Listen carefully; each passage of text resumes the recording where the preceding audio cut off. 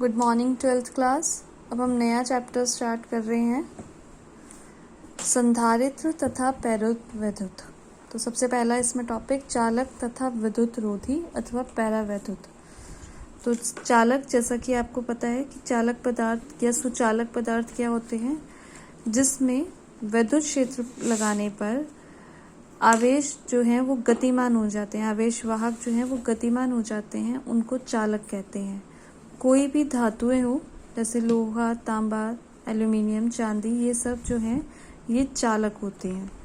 और इनमें जो धातुएं होती हैं उनमें जो चालन होता है वो चालन किसके कारण होता है? मुक्त इलेक्ट्रॉनों के कारण। अभी मैं आपको नेक्स्ट टॉपिक में बताऊंगी कि मुक्त इलेक्ट्रॉन क्या होते हैं। और विद्युत रोधी, विद्युत रोधी या जिनको कुचालक पदार्थ भी बोला जाता है, विद्युत रोधी पदार्थ वो होते हैं जिसमें धारा का प्रवाह संभव नहीं होता। तो इनमें धारा का प्रवाह संभव क्यों नहीं होता? जैसे चालक में जो धारा का प्रवाह होता है वो मुक्त इलेक्ट्रॉनों के कारण होता है, और जो विद्युत रोधी पदार्थ होते हैं उनमें मुक्त इलेक्ट्रॉन्स नहीं होते, इसलिए विद्युत रोधी पदार्थों में धारा का प्रवाह नहीं होता। जैसे रबड़, कांच, लकड़ी, कागज, ये सब जो है ये विद्युत रोधी पदार्थ हैं। और विद्युत रोधी पदार्थों को ही अचालक बोला जाता है, और परावैद्युत पदार्थ भी इन्हीं को ही बोला जाता है।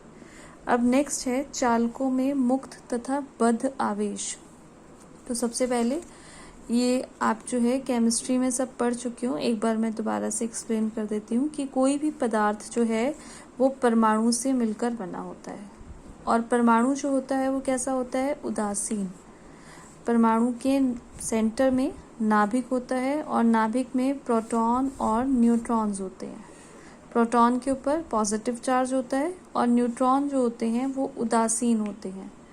और इस नाभिक के चारों ओर इलेक्ट्रॉन्स चक्कर लगाते रहते हैं अलग अलग कक्षाओं में, जो फिक्स होती हैं उनकी कक्षाएं। तो उन कक्षाओं में वो चक्कर लगाते रहते हैं, और इन कक्षाओं में इलेक्ट्रॉन्स जो हैं वो आकर्षण बल द्वारा बंधे रहते हैं।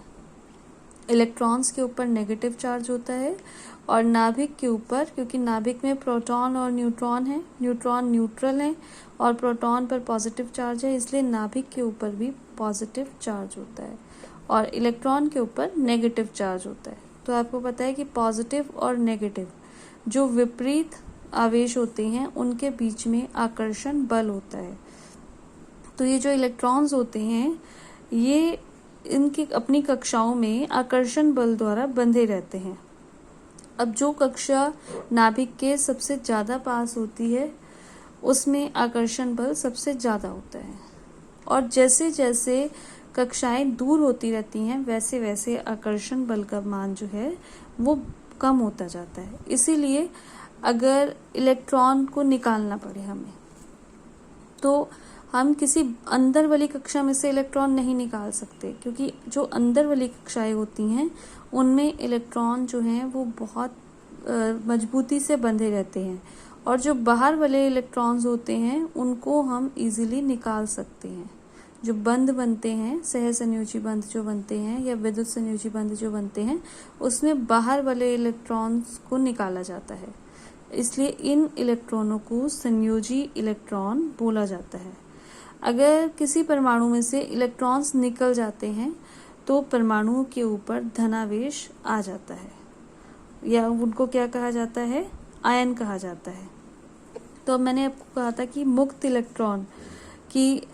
इलेक्ट्रॉनों की वजह से जो चालक होते हैं उसमें धारा का प्रवाह होता है। तो ये जो संयोजी इलेक्ट्रॉन हैं, इन्हीं इलेक्ट्रॉनों को मुक्त इलेक्ट्रॉन भी कहा जाता है, क्योंकि ये इलेक्ट्रॉन जो हैं ये नाभिक से या परमाणु से बंधे नहीं होते, ये मुक्त रूप से गति कर सकते हैं, इसीलिए इनको मुक्त इलेक्ट्रॉन कहा जाता है। और इसके बाद जब इलेक्ट्रॉन निकल जाता है तो इसको बोला जाएगा, परमाणु ना बोलकर इसको आयन बोला जाता है।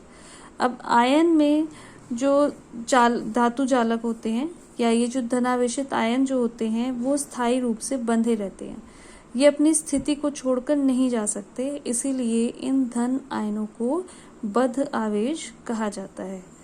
तो मुक्त इलेक्ट्रॉनों की वजह से धातु में जो है विद्युत का चालन होता है। अब नेक्स्ट टॉपिक विद्युत धारिता कि वैद्युत धारिता क्या होती है। तो वैद्युत धारिता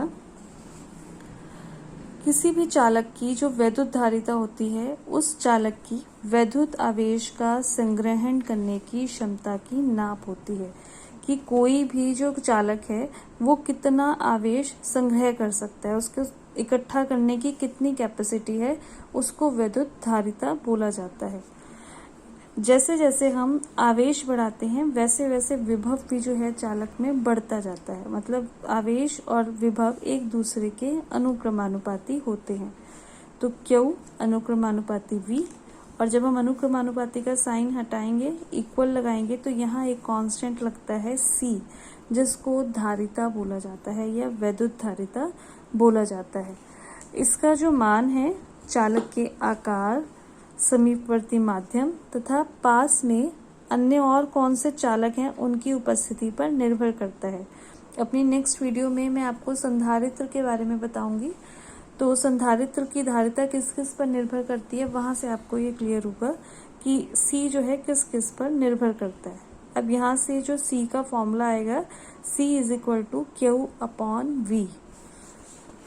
तो यहाँ से इसकी डेफिनेशन, किसी चालक की वैद्युत धारिता जो है चालक को दिए गए आवेश तथा विभव में होने वाली वृद्धि के अनुपात को कहते हैं।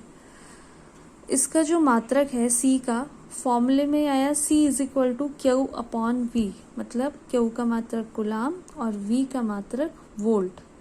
इसका एक मात्रक फैरड भी होता है। 1 फैरड = 1 कूलाम प्रति वोल्ट। अब जैसे कूलाम जो है आवेश का बड़ा मात्रक होता है, जनरली हम लोग माइक्रो कूलाम या पिको कूलाम यूज करते हैं। इसी तरीके से जो फैरड है वो भी धारिता का बड़ा मात्रक है। जनरली हम लोग माइक्रो फैरड या फिर पिको फैरड यूज करते हैं। 1 माइक्रो फैरड = 10⁻⁻6 फैरड और 1 पिको फैरड = 10⁻⁻12 फैरड। यहाँ से फैरड की अगर आपसे डेफिनेशन पूछी जाए, 1 फैरड की डेफिनेशन, तो 1 फैरड उस चालक की धारिता होगी जिसको 1 कूलाम आवेश देने पर उसके विभव में 1 वोल्ट की वृद्धि हो जाए। अगर हम आवेश को भी 1 कर दें, विभव को भी 1 कर दें, तो जो धारिता होगी वो भी कितनी आएगी, 1। तो 1 फैरड जो है वो धारिता है कि विभव में अगर हम किसी को 1 कूलाम आवेश दें, विभव में 1 वोल्ट की वृद्धि हो जाए तो धारिता कितनी होगी, 1 फैरड। अब वैद्युत धारिता का मूल मात्रक और विमाएं। फैरड जो है वो इक्वल होता है कूलाम प्रति वोल्ट और वोल्ट इक्वल होता है जूल प्रति कूलाम। तो ये कूलाम ऊपर जाएगा, कूलाम का स्क्वायर प्रति जूल, और कूलाम होता है Q जो होता है IT एम्पियर सेकंड और जूल न्यूटन मीटर। तो यहाँ से जो वैद्युत धारिता की विमा आएगी m-1 L-2 T⁴ A²। तो वैद्युत धारिता की डेफिनेशन इम्पॉर्टेंट है शॉर्ट क्वेश्चंस के लिए, इसका मात्रक और इसकी विमाएं भी।